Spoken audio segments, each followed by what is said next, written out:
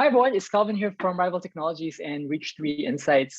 Thanks for joining us. This is Outliers. If this is the first time that you're joining us, this is a weekly educational event series featuring some of the best people in marketing and insights. I'm really excited to talk today about a topic that I actually don't know much about. We're talking about foresight. So some of the key themes that we'll be chatting about, first and foremost, why do we need to establish a foresight function and how do you do it from the ground up? What resources and expertise do you need in order to foster future thinking in your company? And then just on a personal level, if you're curious about moving from a more traditional customer insights role to a role in foresight, our speaker will talk to us about that as well today. So without further ado, I wanted to introduce our speaker. Our speaker is Joanna Lepore. She's the Global Foresight Associate Director, North America at Mars Wrigley. We're very lucky to have her because she's actually very in demand in the conference circuit. Recently, she was just speaking at Quirks Chicago Corporate Researchers Conference and Quirks New York as well.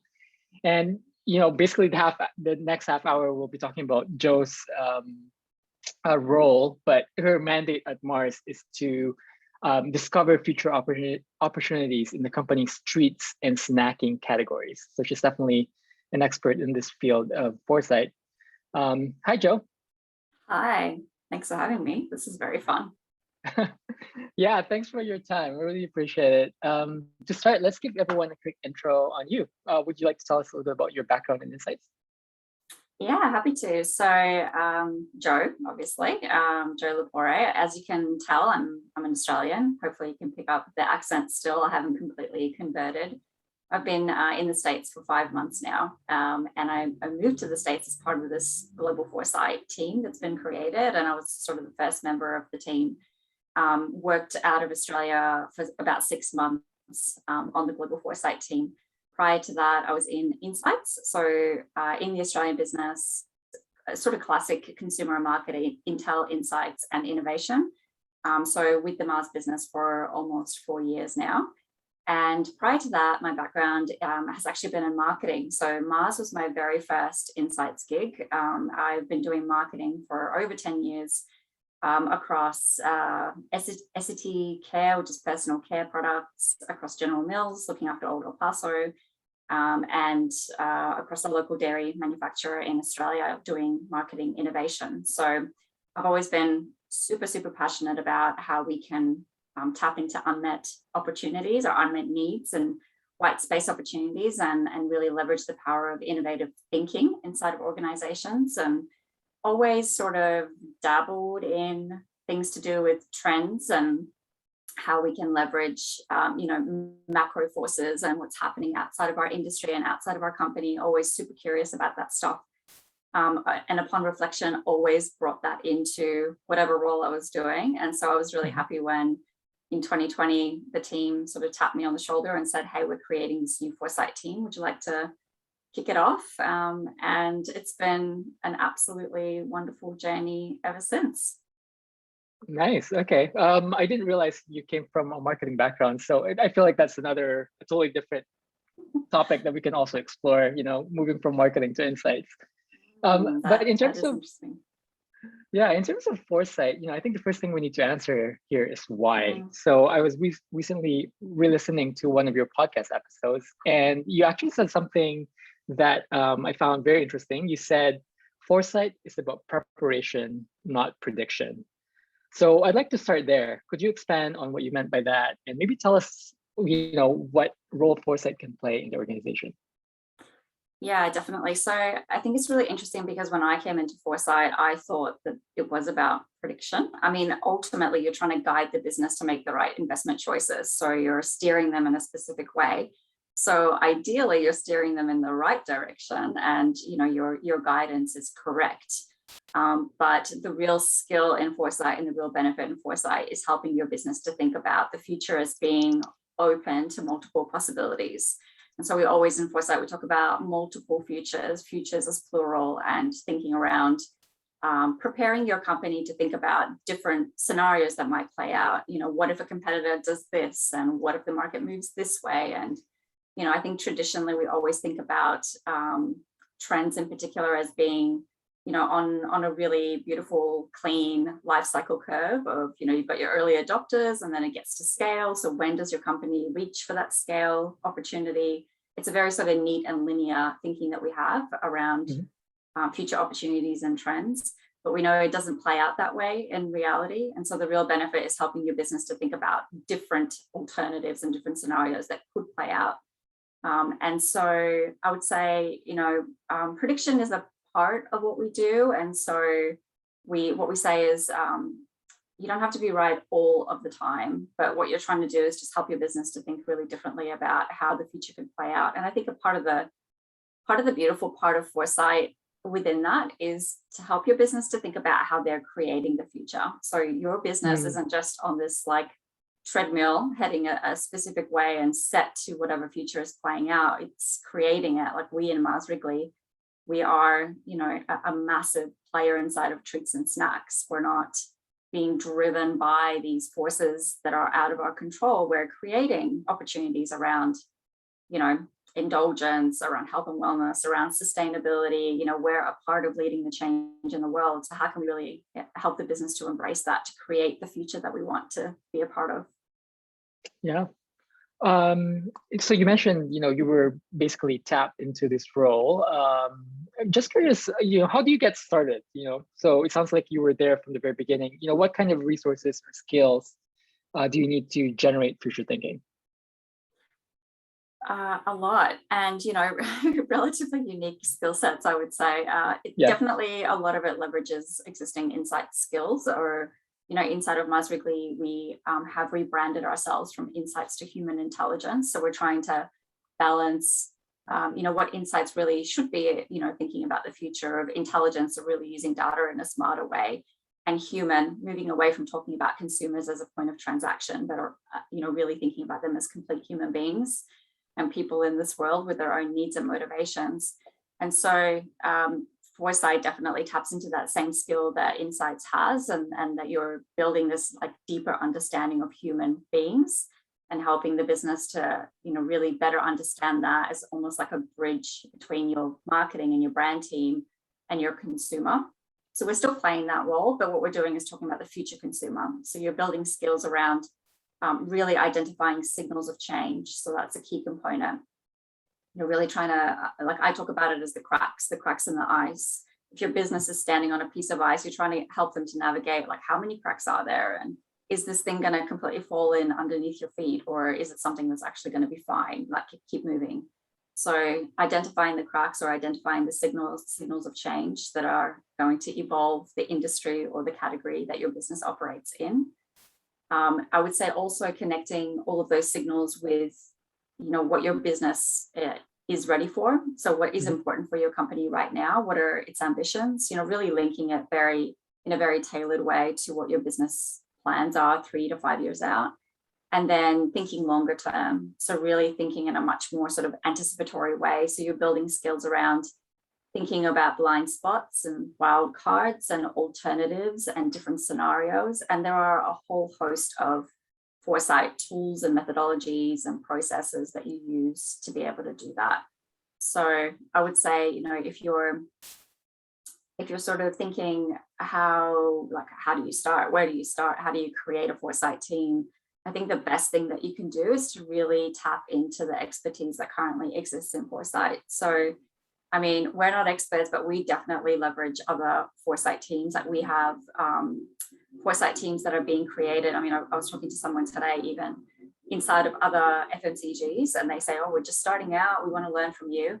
And so we did the same thing. We reached out to PepsiCo. We spoke to them about how they do it. There's that, but then there's also, Foresight academics and people who study futures thinking. You have people who are doing Foresight inside of a completely different industry to yours, like the National Intelligence Agency. We speak to them. You've got people who are doing it from a trend forecasting perspective. So like trend agencies like WGSN, stylists, they have a unique perspective on it. And then you've got these more, I would say, stringent, robust companies that are doing Foresight in the more traditional way.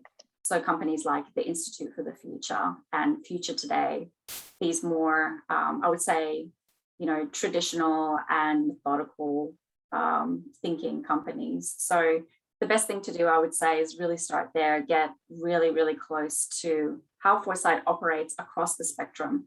So from a trend forecaster through to a CPG and how they do trend analysis, or how they do foresight, through to how, the experts do it. How do the people who have studied futures thinking and future studies for decades, how do they do it? And then, come up with what you think is right and most relevant for your company, what your company is ready for. Mm-hmm. Yeah, it's also cool that, when you mentioned PepsiCo, it's cool that other foresight leaders are willing to share their experience, right? And I think that's what you're doing now here as well. Yeah, and I'm so passionate about that. I'm a huge advocate for collaboration in the industry, inside of the insights industry, but also foresight, and particularly foresight because, not a lot of companies have a dedicated foresight team, or to your point, they don't have dedicated foresight skills and capabilities. It's something that you really have to hone and build and work on. So we will benefit our company by sharing what we know and building out the foresight industry inside of CPG and FMCG. I think the same rule applies for insights. And like you and I were talking before this, that that's why you're doing these sessions, is to help people collaborate and make the insights industry better. So I'm a huge supporter of that, and thinking around how we can leverage the knowledge and the expertise inside of the industry to help each other out. Yeah. Awesome. I know you probably don't have a quote unquote typical day, but I'm just curious, just give us an overview of what does your day-to-day look like as a foresight leader. Yeah, so I mean, if you don't like reading, don't get into foresight. Foresight is like 60-70% reading, and I'm not even joking. If you love reading, it's great. So a lot of it is scanning, horizon scanning is what we call it. So reading through research reports, keeping on top of the news. If you try to like tune out from the news, don't get into foresight. Unfortunately, it's something that I have to pay close attention to, and not only what's happening, but really to think through what are the implications of that. So there's a lot of reading and thinking, in collaboration with that. So thinking around, who's the winner and the loser out of what we're seeing in the news, for example, like who benefits from this? If, Facebook is changing its name to Meta, what are the implications of that? What are the potential regulations, economic impacts? So you're thinking across like a macro level of potentialities, and you're thinking about what's relevant for your business. So you're trying to like bring it all the way down to, what does it mean, in relation to what my company should potentially make, or how it should communicate, or what policy and regulations it should prepare for.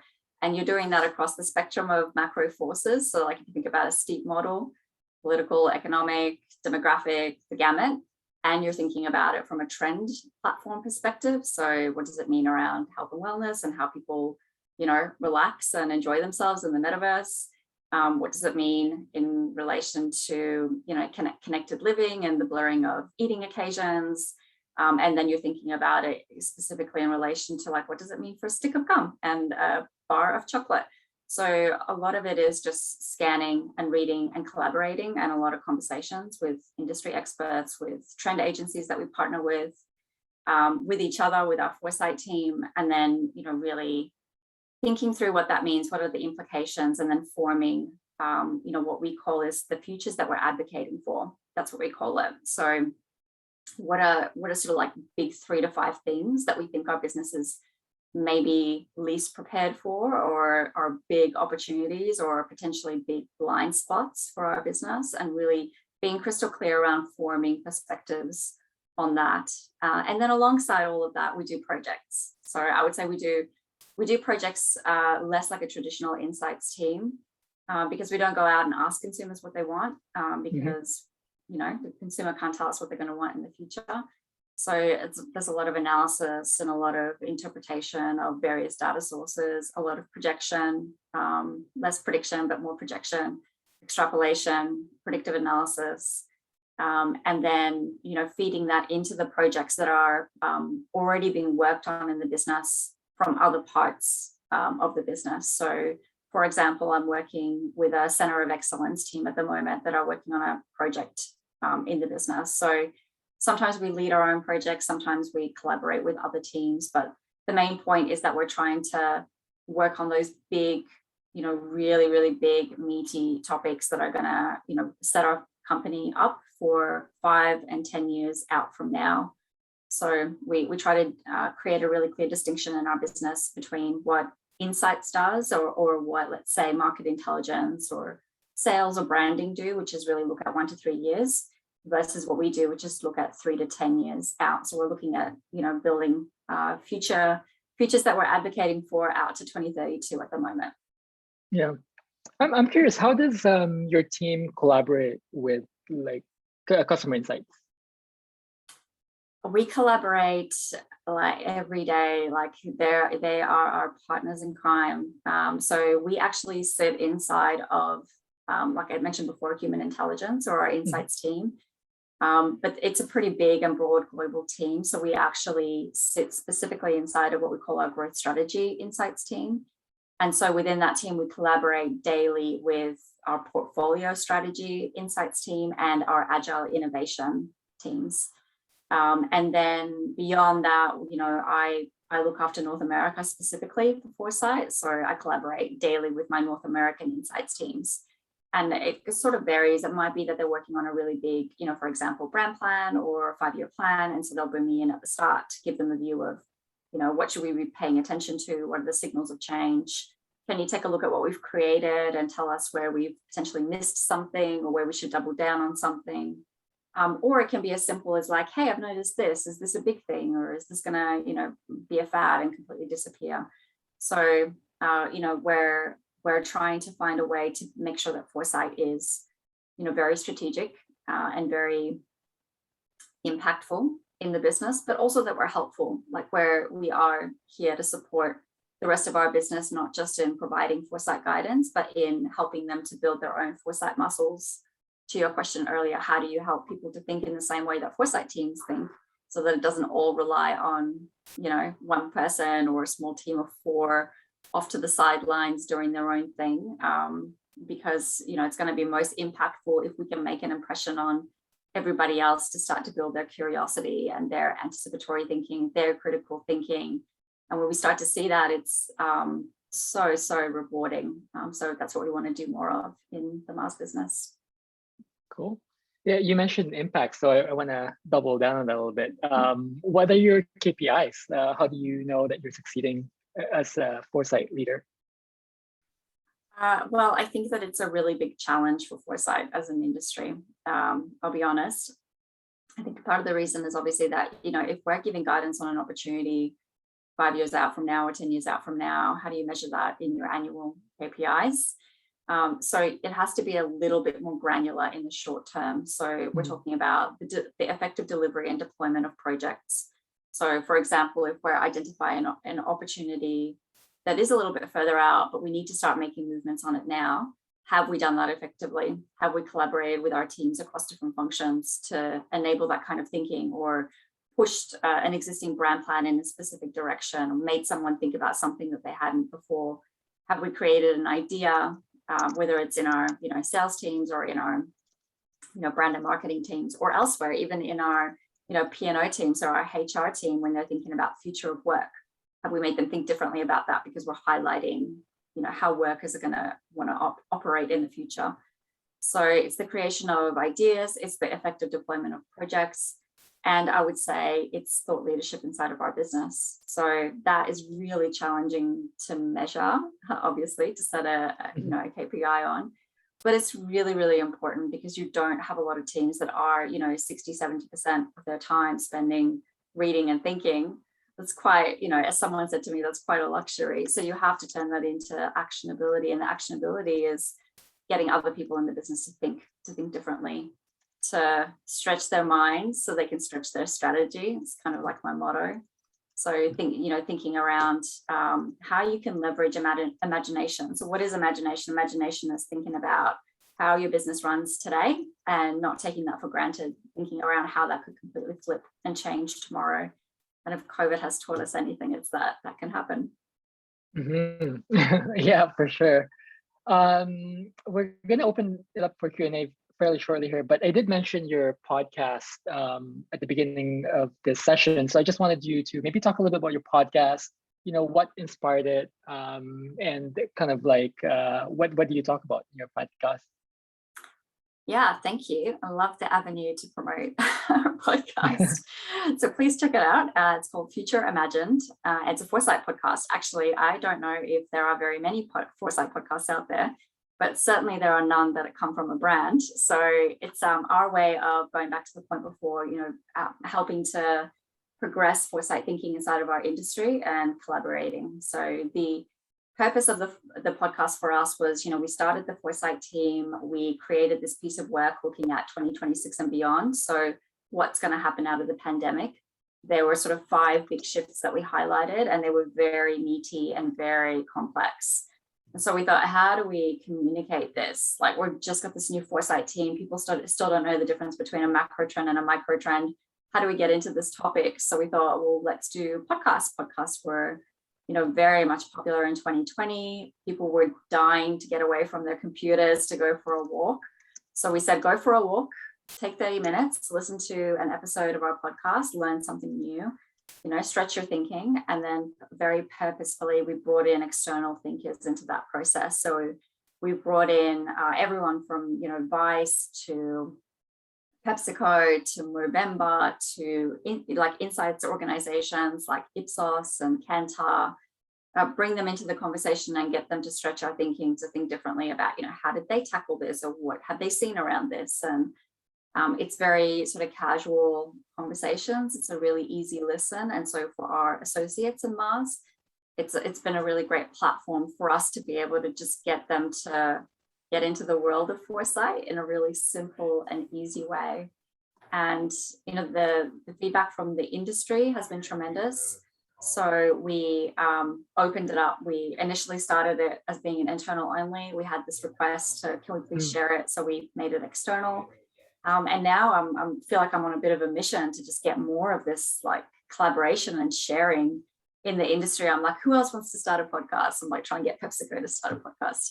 I think that openness and that ability to just have a conversation around what we're all seeing, like we're talking about plant-based, we're not the only ones talking about plant-based and what's happening in that space. It's the same thing with a lot of the other trends that we're starting to see. So if we're trying to really make significant progress on certain things that we're seeing in the external world, how do we do that together by, firstly starting to have open conversations about it?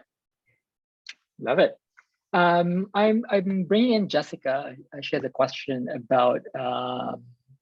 She has a question. I'll let her ask it. Yeah, thanks, Joanna. This is really interesting. This is the first time I've actually heard of this concept. So I appreciate you sharing your experience about it. And my question is, so where would you suggest somebody go to learn more about foresight, or what's the one thing you would suggest somebody learn to do if they're interested in moving into this type of field?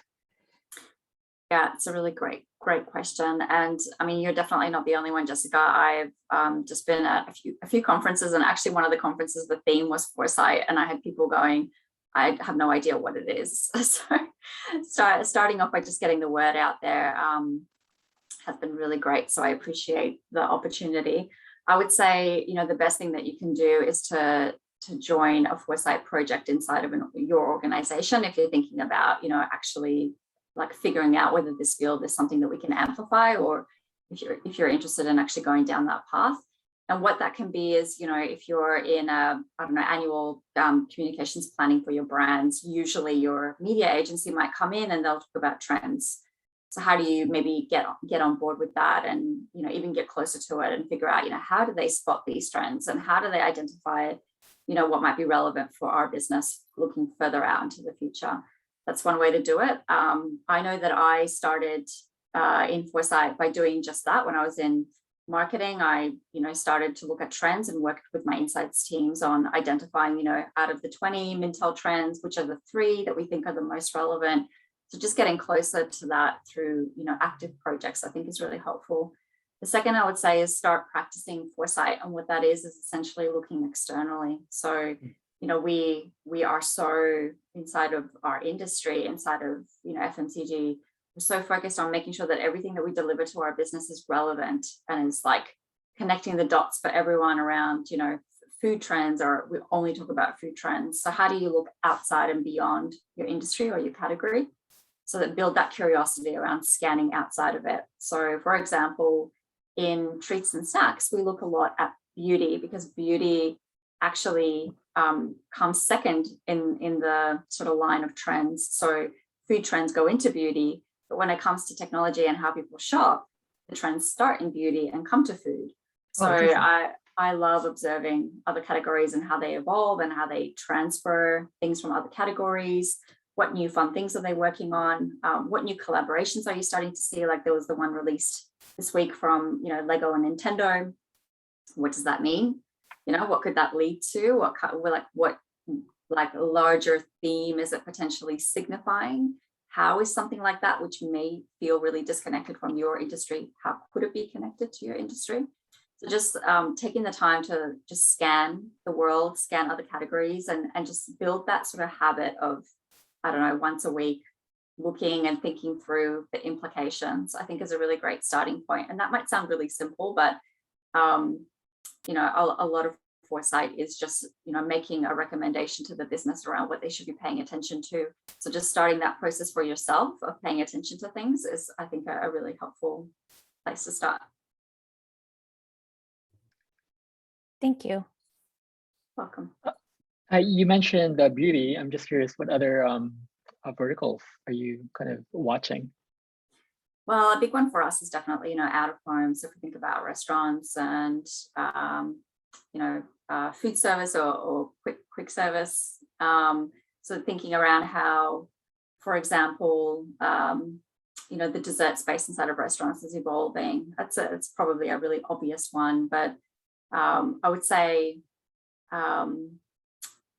because we're in an industry that is quite broad in how it reaches the consumer, we look across the spectrum. So to give you an example, we were talking earlier this week around immersive in-home theaters. So Samsung is releasing, these 4K TVs and these like projections, so you can make your entire room this full immersive experience. And so I had a brand owner say to me, like, I have no idea how this is relevant to a Snickers bar. Like, can you please connect the dots for me? And so for me, it's like, well, it's like looking at how industries are tapping into the senses and immersive experiences and how they're trying to make that more personal and personalized for the individual. So how can your home be just as good as going to the movies? So I give that as an example to sort of say we look across a whole gamut of categories. And I think what's really wonderful, and I could go on about this forever, but I think what's really great is that you're starting to see things like sustainability or planet health, environmental action play out across all categories and across tailwinds and headwinds. So, if you're thinking about, it's maybe identifying or articulating the growth of a specific trend, like, the cyclical economy, for example, or biodegradable products or biodegradable packaging. It's really great to be able to say, actually, we see this coming through everything. So traditionally clothing, the clothing industry, the fashion industry has been leading a lot of that. They're progressing much faster on sustainability issues like recycling your clothes and repurposing components and that kind of thing. But now we're starting to see that play through in all other industries and categories. So it's a really great time, I think, to be not only looking at what's happening inside of your industry and your category, but across the sort of the gamut. So I would say maybe if you're looking at nurturing or practicing your foresight skills, pick a category that you think is completely unrelated to what your category is, and have a look and try to find the commonalities. Try to think about, like, if you were in that category, who's the winner and who's the loser out of what you're seeing there? Potentially where did those trends come from, or where could they go in the future? That might be a really interesting exercise. Actually, that sounds like a lot of fun. I'm going to do that after this. Nice. Okay, here's a question from Anna. What type of mindset would you describe is needed or required within the organization in order to establish Foresight? Yeah, such a great question. I'm gonna try to be less like verbose in this answer because I know I waffle on a little bit. I would say it's curiosity. So you really have to be the type of person that is not necessarily, adverse to coming up with a solution or an answer to a problem. I think as insights professionals, that is naturally what we lean into. Research delivers an answer or a data point or a proof point, and I think that that's a great thing. But in Foresight, you almost have to throw out that answer and think about, what if that wasn't the case anymore? So a lot of what ifs, a lot of whys, and definitely just like training your skills around curiosity, which I think is under leveraged and underutilized inside of our industry. But it's definitely a skill set that people can build. Cool, awesome. My friend Ron has a question. Let's see. Hey, Joanna, nice to speak to you again. Hey, Ron. We met at Quirks, and it's nice to see you. Yes. So you said of Foresight is a lot about identifying fads before they disappear. And with COVID, we've seen a lot of use of QR codes, whether it's menus and things. And M&M started using QR codes on packaging. Do you see this huge shift to using QR codes in the CPG space? I love the QR codes example because, it's an example of where a technology was created for the sake of it, for the novelty factor, and it had no use in the market. And then it only created a use when there was a necessity for it, which was COVID-19, right? It's like QR codes without COVID wouldn't work. But I think that what it's done is it's given us not only the starting point for how they could be used, but also multiple uses for them. So like the experience that you have now at a restaurant where you can go and sit down and order what you want without even talking to someone or having to wait for the waiter. I mean, that is all about ease and convenience and experience beyond safety and hygiene. So I think it's a great example of where sometimes you do see a technology or an innovation created for the novelty factor. And certainly in our industry, in treats and snacks, there's a lot of novelty. But if it's able to be, utilized through multiple uses or multiple purposes and really serve a bigger need in people's lives, then I think it's likely to stick around. So I think QR codes is a keeper for me, but I would say it's probably going to change in how it looks and how it operates. Yeah, QR codes are interesting because a few years ago, people said they were dead. Mm-hmm. And it's funny because like in our at Rival, like we help companies get feedback live through like if they're at an event or whatever, or if they're unboxing something through QR codes. And before the pandemic, some researchers were like, we don't know about this, but now everyone gets it. So that's kind of an interesting thing where a big trend, not a big trend, but like a big phenomenon, like COVID-19 kind of brought back a trend that was maybe already was starting to die. Yeah, and I think it's interesting when we think about other technology enablers that are coming that we're talking about, like things in the augmented reality or mixed reality space, and like even the eye rolls that you get when people talk about the metaverse. If you think about how, like, what need are they serving? What purpose are they serving for people as, for individuals? Like, are they providing people in the future the same needs that are sort of basic and foundational that people have always had and will always have around, finding ways to connect and finding ways to rebel and discover new things and finding ways to take care of themselves and gain, what their basic needs and security and safety. Like, yes, all of those things will happen. So I think sometimes it's less about what we're seeing and more around, thinking through what they're enabling and what they're really connecting to from a human need perspective. Cool. Okay, well, we have lots of questions here, actually. They're all in my DMs. One of the questions was if you could mention again, like the sources that you mentioned as partners in Foresight. So for instance, future today was one of the things that was mentioned.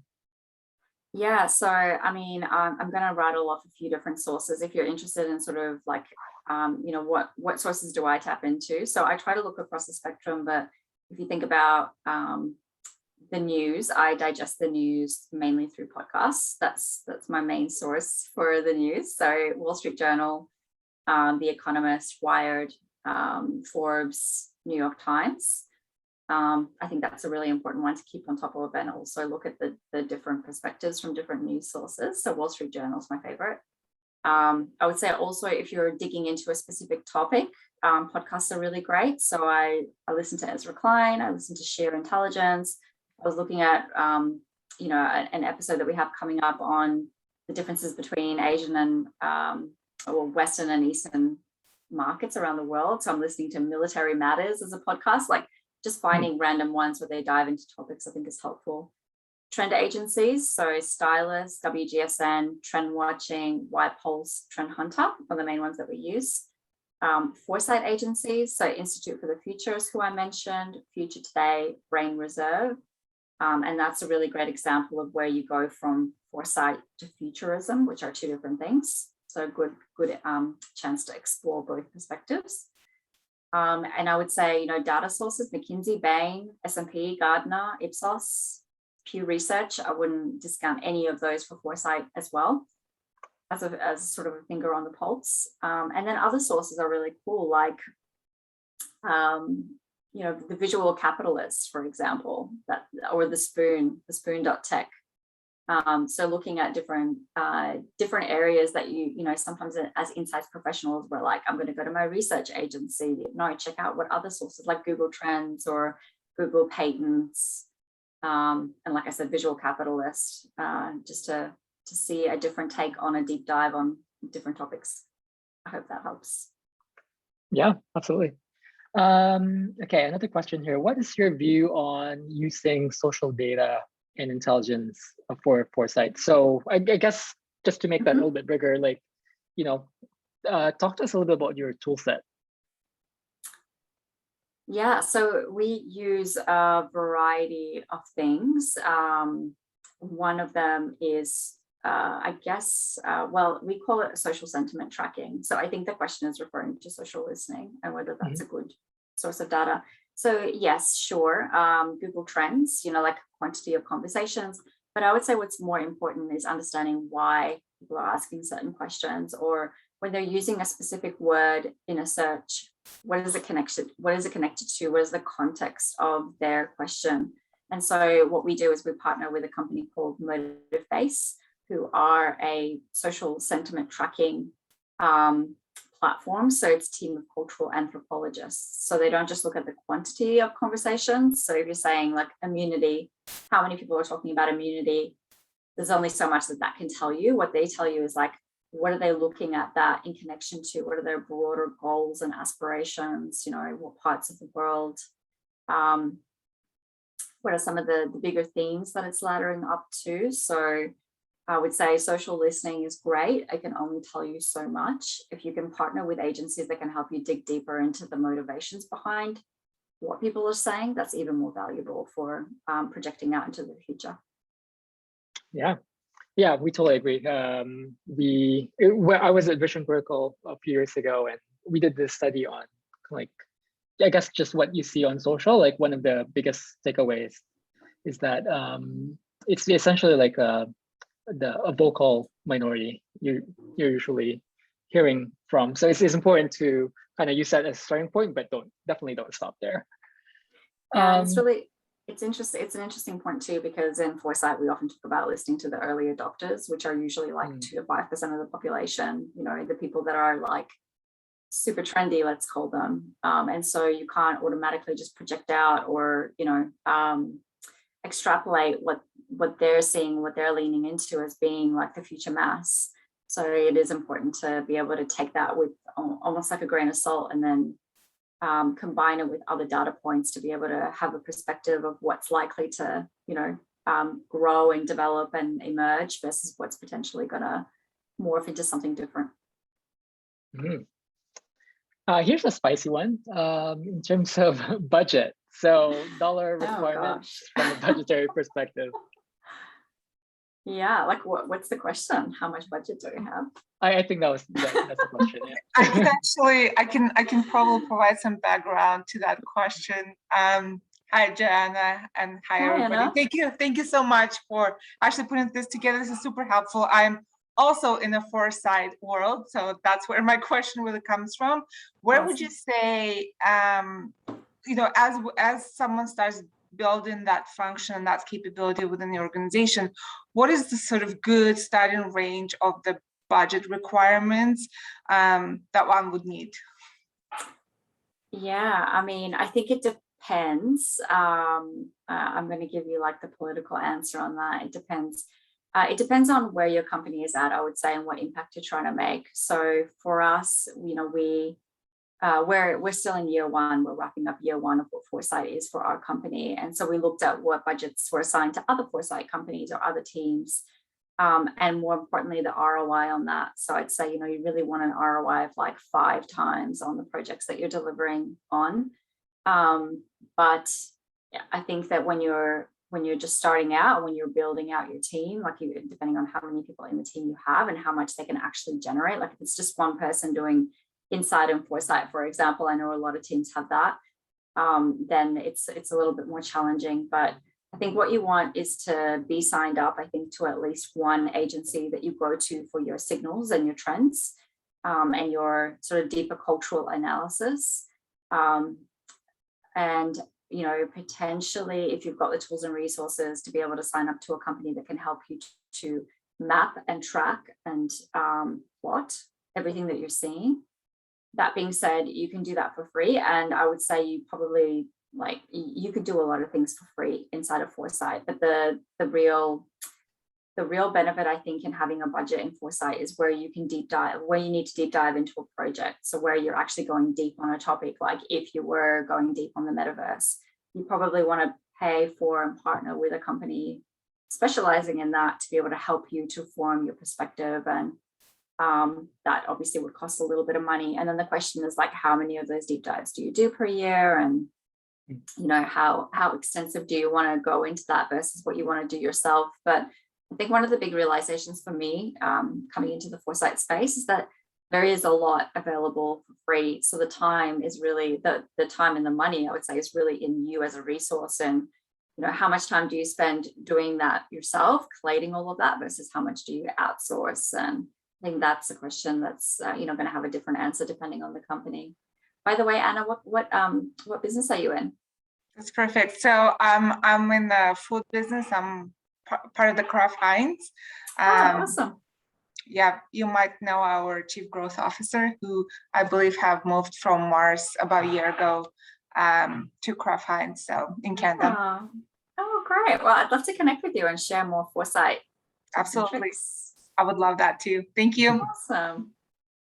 Yeah, and Joe, is LinkedIn the best way for Anna to get in touch with you? Just curious. LinkedIn, or if you provide my email to the people who attended that want to get in contact, I'm also happy to do that. I mean, I'm happy to share, you know, links and tips and tricks and have conversations with anyone. I'm, you know, pretty, as you can tell, pretty passionate about Foresight and really passionate about collaboration. Your email address, that's very courageous. You mentioned an agency. I hope you have a few more minutes. We're wrapping up here. I know you mentioned working with agencies. Now, you know, we do have like a sister company, but Rich3 is not necessarily a Foresight company. So I'm actually very curious, how do you go about choosing a Foresight agency? Like, what are the questions that you need to ask? How do you choose the right agency? Yeah, so I think if you're choosing an always on Foresight agency, then it's a lot easier because you're sort of partnering up with, let's say, like a trend forecasting agency. Like for us, we partner with stylists and trend watching. So they're fairly easy to find. I would say that there's actually a lot of them out there. You need to pick carefully and pick the ones that you think are really right for your business and what your business needs. If you're partnering with a company on a specific project that you're trying to create, then I think you need to be really mirrored. So your company needs to mirror what Foresight process they're using, because Foresight can be so many different things to different companies, that, you know, if you're, for example, like even talking to a Foresight company about horizons, like how far out do you look in a horizon, or how do you classify your signals, or you know, what sources of data do you pull through? Like a lot of Foresight agencies don't even look at consumer insight data. They just look at macro environmental forces. So I think you need to scope it out a little bit. So whenever we do a project, we brief it out to 3 different agencies and see what their approach is. And I think the great thing is that there are a lot of Foresight agencies that are small and nimble, and there are a lot that are big and really well established. Like you could partner with Kantar's Futures, you could partner with Ipsos Strategy 3, or you can go with someone like From Later, or Pine, you know, like a really small, well, not really small, but smaller Foresight agencies that are a little bit more nimble. And I think you just need to find the one that's right, not just for your business, but for what your project needs are, what your needs in that moment are. Cool. I'm just curious, in terms of like your pain points as a Foresight leader, like what are some of the things that, you know, maybe in terms of like working with agencies or like using technology, like what are some of the things that, you know, that's really bugging you that's not really available yet in the market? You know, I think it's a similar challenge to what's happening with insights. I don't think that AI is playing a big enough role inside of the insights industry, and not just like transcribing, you know, live interviews with people, but really thinking around predictive analysis and the automation of the data that we have. And I feel like that a lot of that could be done through Foresight as well. So for example, if I'm pulling together a projection of, I don't know, technology trends, it's a very manual process. I'm using multiple data sources. There's no tool out there at the moment that I've seen that I'd be happy with to say, that's the one that's going to let me plot that out and project that out and predict the future impact. Mm-hmm. It's a little bit of a hodgepodge of pulling different things together. So I'd say, you know, hopefully what we'll see in Foresight is more technological advancement in the tools that are created to allow us to extrapolate out what we're seeing inside of the Foresight space. And when I say extrapolate out, I don't mean like this is going to get this big, but this is potentially going to go in these different directions. So I'd say just more broadly, the insights industry is seeing that sort of tussle between, you know, how much do you rely on your insights people to be like the real, like, you know, the person that knows your consumer better than anyone, that can uncover these deep insights, versus how much do you automate and use AI. And I think Foresight is undergoing a fairly similar process. And I'm a huge proponent of using technology and AI more inside of our field and our industry. So hopefully we'll see a little bit more of that in Foresight. Cool. Awesome. I think I want to be respectful of your time, so I think we'll stop there. Maybe we'll do a round 2 sometime next year. Do you have any closing remarks, closing thoughts? Yeah, I would say, you know, it's probably a more broader point around, you know, curiosity, I guess. And going back to that point that I made before is, you know, if you take anything away from the conversation that you had with me today, hopefully it's, you know, just to get curious and to look outside of your industry. Talk to people that, you know, you like, well, I have no point in talking to this person. Talk to them and see what they're doing inside of their category. You know, start to get curious about what's happening in other parts of the world. Look outside of the US. And I think all of that will just, you know, stretch your Foresight muscles, but also just stretch your thinking and make you a better strategist and a better, you know, a better planner for your company. Cool. Awesome. Thanks again, Joe. I really appreciate your time and hope to meet you in person someday. Yeah, hopefully one day. Thank you so much for this. This was good fun.